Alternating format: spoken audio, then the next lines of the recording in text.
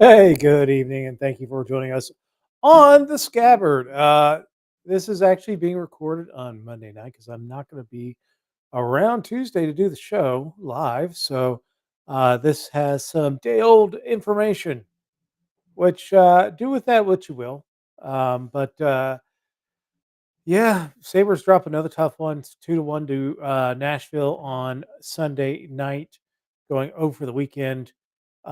Played better, but did not play great, especially for the first half of the game. They had a decent first 10 minutes, and then they get scored on and immediately get scored on again. This is a recurring theme that we've seen over this losing stretch that they've had where one goal leads quickly to another.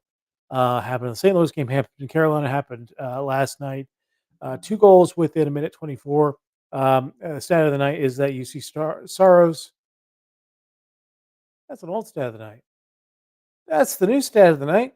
Stat of the night, UC Saros stopped 35, 34, 35 shots in the victory. The only goal getting behind him was the Victor Olofsson, really nice backhand forehand shot in the for a penalty shot. Um, Olsen was tripped down on a breakaway attempt midway through the game, like 10:02 left in the second period. Gets the penalty shot and scores on UC Saros, bringing the score to 2-1. And the Sabres pressed the rest of the game and could not get the tying goal. So there are a lot of things going on with the Sabres, but the review of the game. First off, they checked out mentally. You could see them just check out mentally when the first goal was scored. Um, you know, not a fan of the goal. I'm not sure who I blame on it. The Sissons goal, the second goal was even worse. Uh, you know, I think Rob Ray's tried to say the defenseman was all over him. He was not all over him. Sissons had a free stick to direct a puck. Now is a nice angle that he directed it on, but very tough to enjoy this team right now. Um, Yeah, they mentally checked out. 2 goals were scored on them, and it cost them the game. 120 a minute 24, a bad play, and we can say the rest of the first period was awful, and most of the first half of the second period was just really dull, uninspired hockey. But, that 124 defined the game for them, and they end up losing both points because they could not convert on their chances. So this is another thing that's coming up with the Buffalo Sabres is that they get a lot of great chances, and they just can't convert. They couldn't convert in the St. Louis game. It was tougher against Carolina, but when it came to the Nashville game, when they started taking over the game in the second half of that game, uh, they couldn't do it. Dylan Cousins is snake bit. I mean, he's colder than Yellowknife in February. Um, the other bad thing that came out of that game is that it looks like Alex Tuck is injured. From my guess, and boo to the Sabres front office or somebody not giving us the update on his injury. Even if it's just the generalized upper or lower body, give us a little bit of time frame on this thing. Right now, he's listed as quote unquote day to day. But from my vantage point of watching the game, he grabbed the back of his leg. That usually indicates a hamstring issue, which is awful. The worst case scenario is it's a knee issue, but it looked more like a hamstring the way he grabbed at the back of his leg. Um, so not sure how long that's going to keep him out for. And hockey players are really good at stretching. They stretch every game. They stretch every practice. Um, I don't recall a whole ton of hamstring injuries on players. Maybe I'm just not thinking about them, or just that they've been coded as quote unquote uh, lower body injuries and not really specified. But yeah, that looked like a hamstring injury for Tuck, um, which means that you're now without Thompson. You're now without Tuck. Uh, Greenway may come back in the next day. They're saying he's day to day. Um, you haven't had Quinn all season. Um, this is going from bad to worse, and the team either needs to rally or it's just going to completely fall apart. Because again, this schedule is getting thick and fast for the Buffalo Sabres. Let's just take a look at the next week's schedule for the Buffalo Sabres and what they have to look forward to after that week's done. So, week ahead, Boston is in on Thursday. Saturday, we've got Montreal in here. Montreal's ahead of Buffalo in the standings. Should never have happened this season, but Montreal is a point ahead of the Buffalo Sabres. And then don't look at now, but the Arizona Coyotes are coming in. All Arizona's done in the last 4 games is beat the last 4 Stanley Cup champions, allowing 5 goals in those 4 games. They're playing Washington tonight. We'll see how that happens. But if they beat Washington, then they've beat in a row the last 5 Stanley Cup champions. Um, Arizona is playing inspired hockey. Ingram has kind of taken away the goal from Vamelka. Um, but yeah, Arizona is a feel good story, and this should be Buffalo. This should be Buffalo playing themselves into a playoff position, and it's not. Buffalo is the languishing team. Arizona is the team on the rise. Tomorrow night they play the Detroit Red Wings, or when you see this episode, it'll be tonight, within an hour.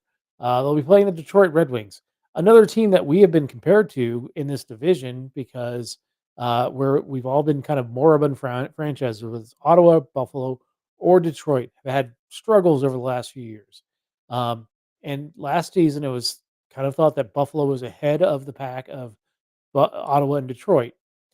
Detroit makes a bunch of acquisitions in the offseason, getting JT Compher and some goaltending help, Alex Lyon coming in.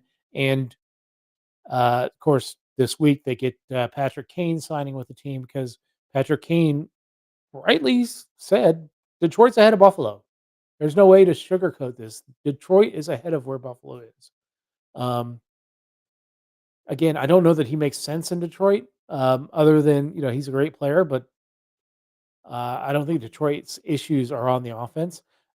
Really, their issues have been in goaltending, except for Alex Lyon. Alex Lyon's played really well, but they've also been dealing with a three-headed monster when it comes to goals. So guess that didn't save. But the Wings are currently. I have those. Here we go. That makes sense. Detroit is third in the Atlantic Division. They are 13-7-3 on the season, 29 points. They're 7 points, I'm sorry, 6 points ahead. Nope, 7 points ahead of Buffalo, who have 22 points at 10-13-2. For the Red Wings, they're being led by Alex DeBrincat with 13 goals.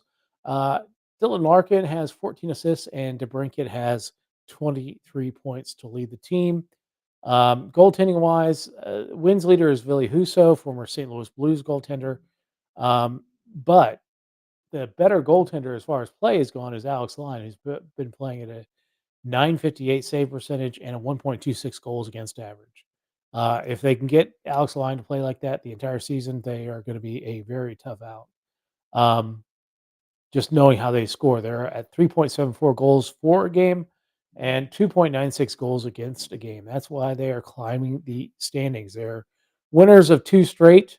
And unfortunately, it looks like we'll be getting Alex Lyon in net tomorrow night or tonight as you're watching the show, um, playing the Buffalo Sabres.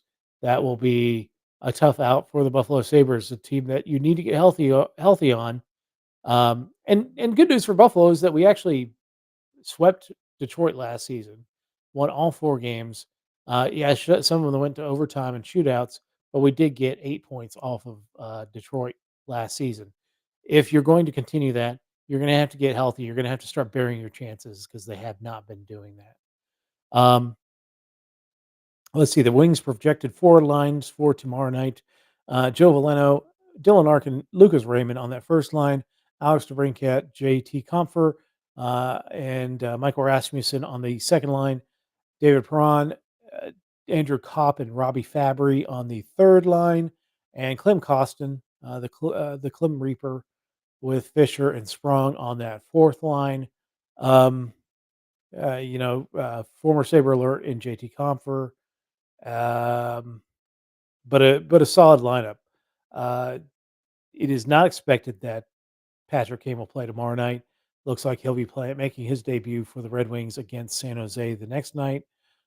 So we're lucking out in that respect because Patrick Kane is one of those guys that always scores on Buffalo. So be nice to not have to worry about him tomorrow night.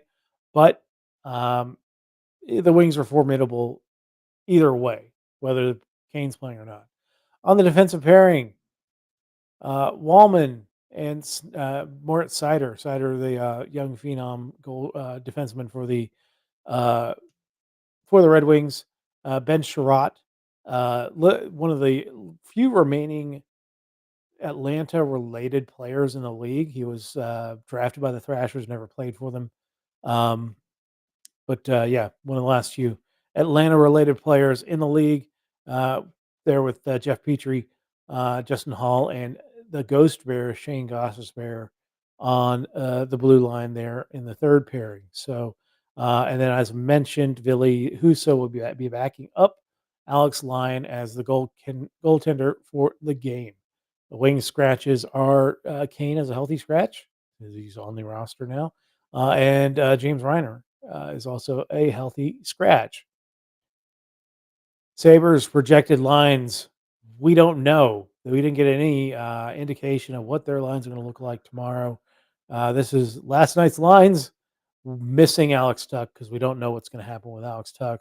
Who's coming in for him? Who's going to play that first line role? Are you going to bring up JJ Paterka and reorder accordingly, or how's that going to work? Um, but yeah, it was very disappointing. We didn't get any news because it was supposed to be a full news day, injury news on not only Alex Tuck but Greenway, Gergensons, and Tuck and Tage Thompson, to get more of a timeline of when we'd see any one of those players back. Um, Defense pairings: Darlene Samuelson, Power Yokiharu, Connor Clifton with Ryan Johnson. Eric Johnson was scratched in the Nashville game. Um, They played better defensively, except for that really bad 1 minute and 24 seconds where allowed the two goals. And yeah, they did have just dull and uninspired play, but at least they kept the puck out of the net. And a lot of that was up to UPL for playing phenomenally during that game. The Luckily, I think we're going to see Luukkonen again. I think this now is Luukkonen's crease to lose.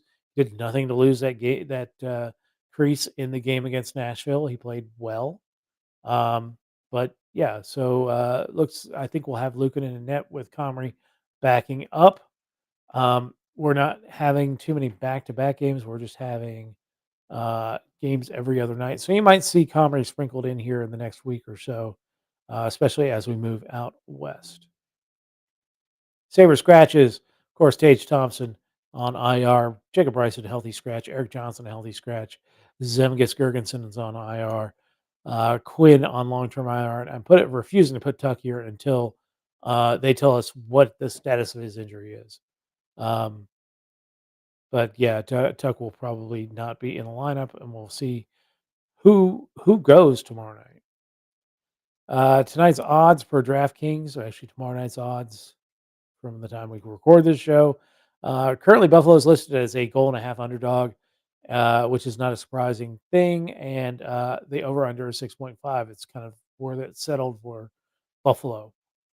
Keys to the game tonight: mental toughness. Oh, I mean, it would be great to have them score the first goal. That would be nice. But if you give up the first goal, don't shit the bed. Stop it. Let it stop at one goal. Play good defense and get the puck out of your zone, and then wait for your chances and get your chances and bury your chances, for God's sakes. Um, with the injury to Tuck, we know that we can't rely on one or two players to bail the team out. Yeah, you still got Rasmus Dahlin, and how many flip passes can Rasmus Dahlin make?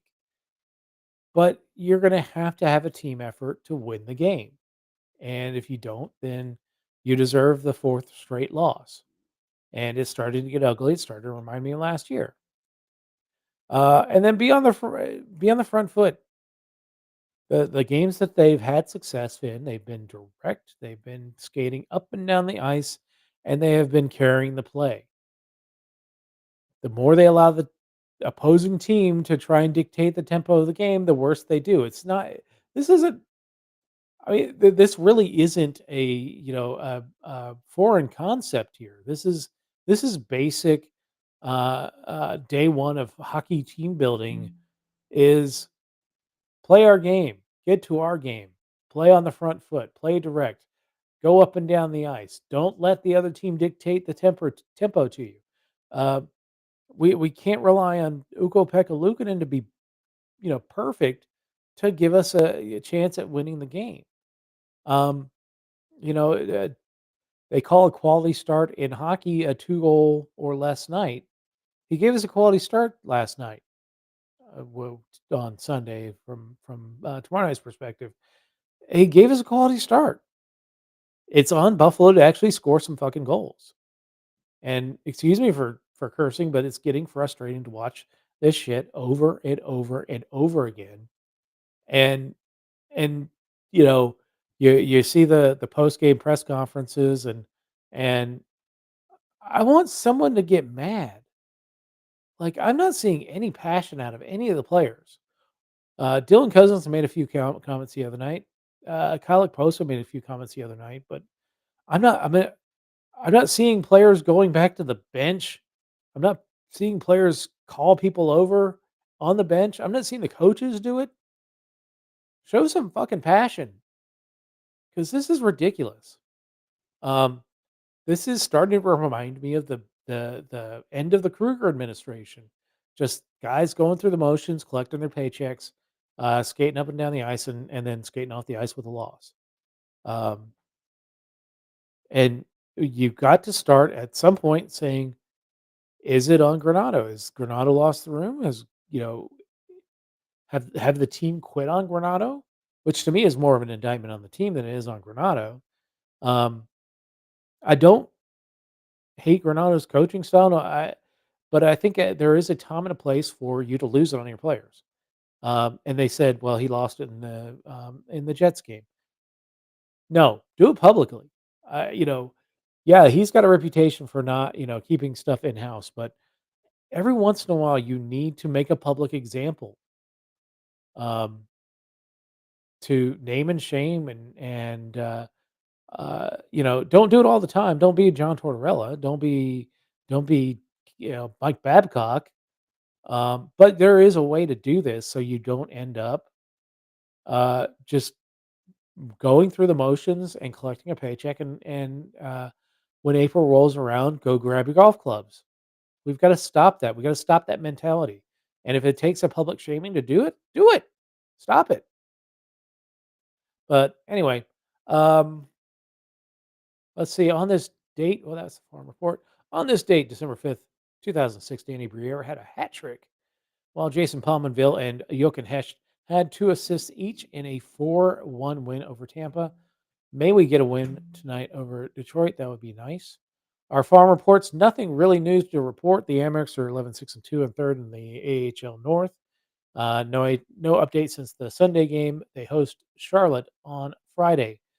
For the Jacksonville Icemen, they are still 9-7-2, up to second in the ECHL Eastern Conference South Division. They have played nothing since Sunday. They do play tonight against the Savannah Ghost Pirates, the Vegas Golden Knights, top ECHL Farm Club. As I mentioned, the week ahead, we've got Boston coming into town, or actually, we're going to Boston, shuffling up to Boston. Then we host Montreal on Saturday, which is a red and black game. Yay, red and black. We might have a chance to win. And then Arizona on Monday, and then we head out west. And it's the first of two big three big western road swings. We'll have the game against we'll have games against Vegas, Colorado, and Arizona. All three teams playing really well. Hopefully, Arizona can be cooled off by the time we get that game on Monday.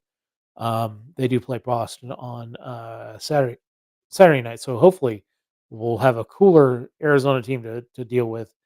But they're playing good hockey.